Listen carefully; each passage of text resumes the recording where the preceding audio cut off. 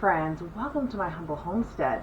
Today I am doing a whole bunch of kitchen stuff and I've had squirrel brain. I've got like so many things going on, so I'm trying to break all this stuff into different videos so we don't have like a 5-hour video of all the different things I'm doing. So in between, I'm trying to do little segments of things that you have asked for, which I love. I am going to make some simple, healthy Jello with 2 ingredients. I have some juice left over from when my granddaughter stayed with me. We've never used it, so I'm going to use this up.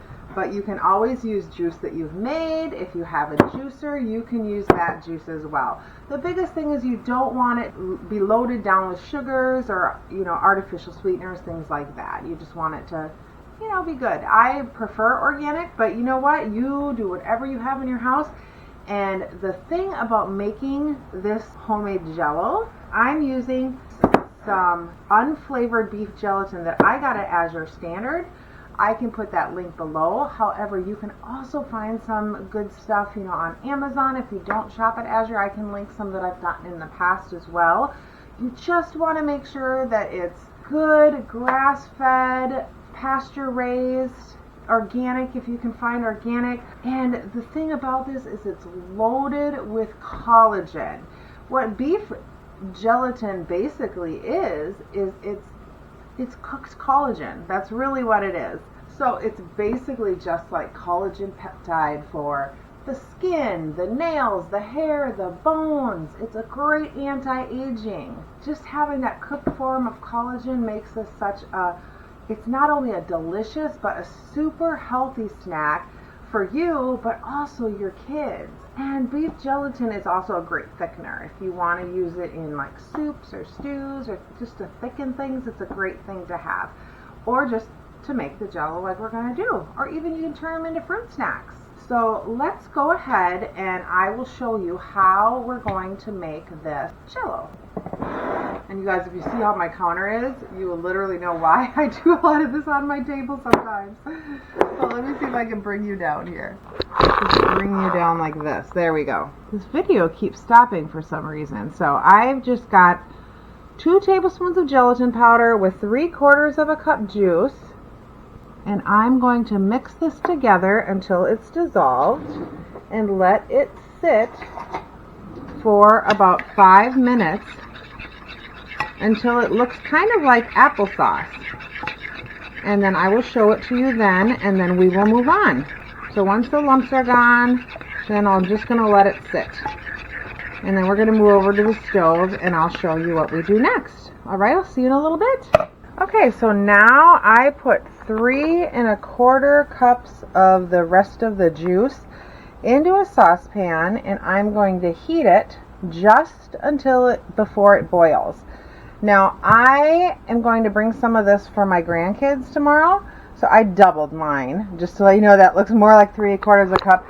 And then I went ahead and I doubled this, but this is kind of what it looks like.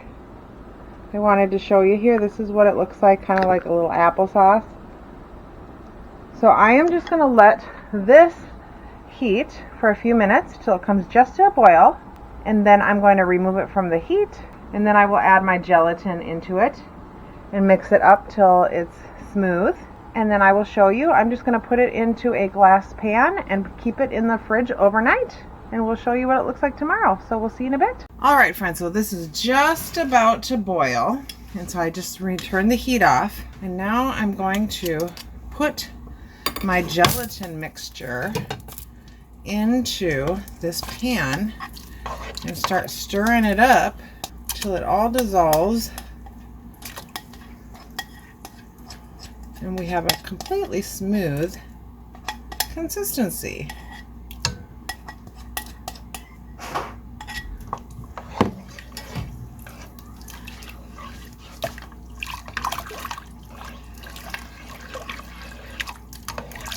It usually takes just a couple of minutes here. Not too long. See, it dissolves pretty fast. This is super easy. Just 2 ingredients, just your juice and your gelatin powder. That is it. And you're not getting all the icky preservatives that you would get in regular gelatin. And this is so super healthy for you. All right, I think that that is all dissolved. And now I'm just going to pour it over here into a glass pan.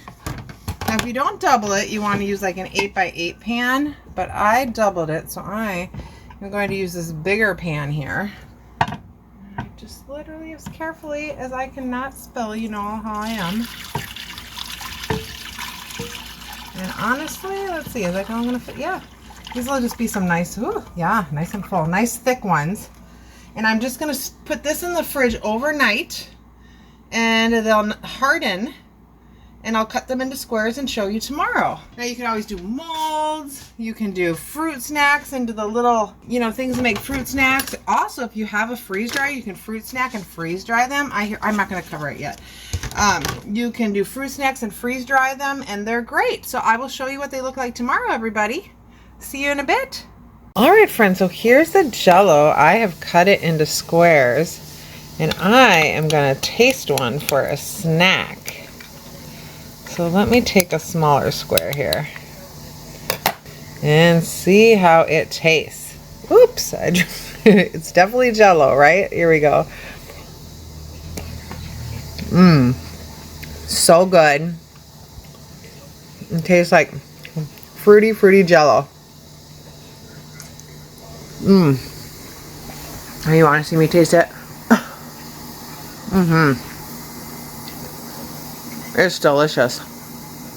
So I'm going to package some up for the boys. And, oh, that's so good. That is a good sweet treat. Try it out. Thanks so much for watching, everyone. Be blessed. Have a great day. Bye.